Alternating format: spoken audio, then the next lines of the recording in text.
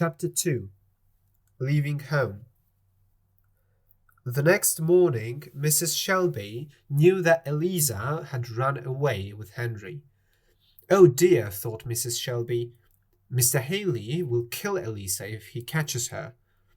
Mr. Haley was very angry when he heard Eliza had run away.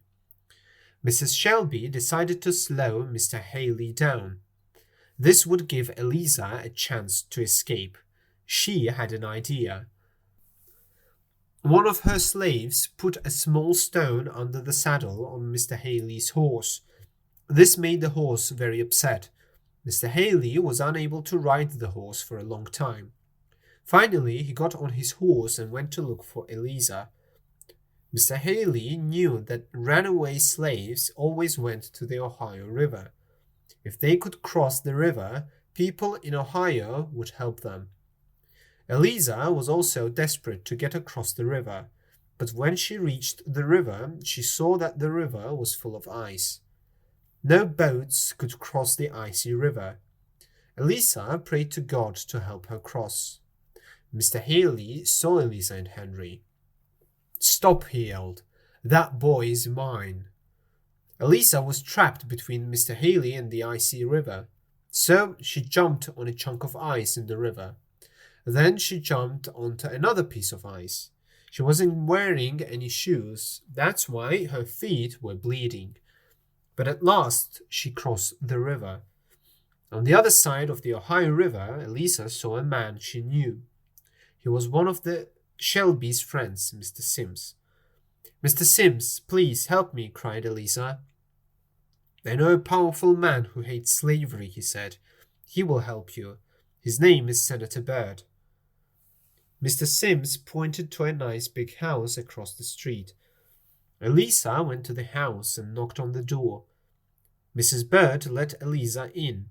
Senator and Mrs. Byrd heard Eliza's story. They agreed to help her reach Canada. Mr. Haley was on the other side of the river. He was very angry. He hired a slave catcher to chase Eliza.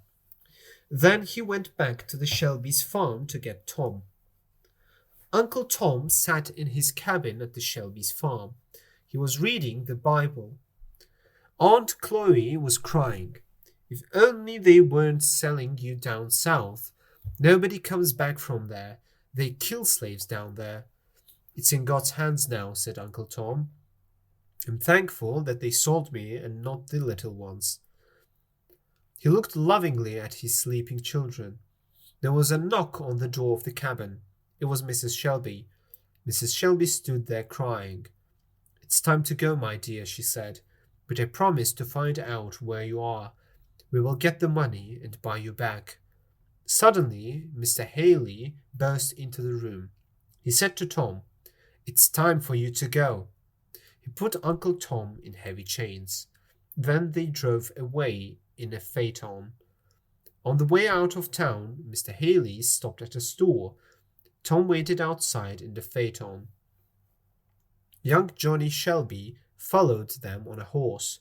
He jumped in the phaeton and hugged Tom. "I hate slavery, Uncle Tom," cried Johnny.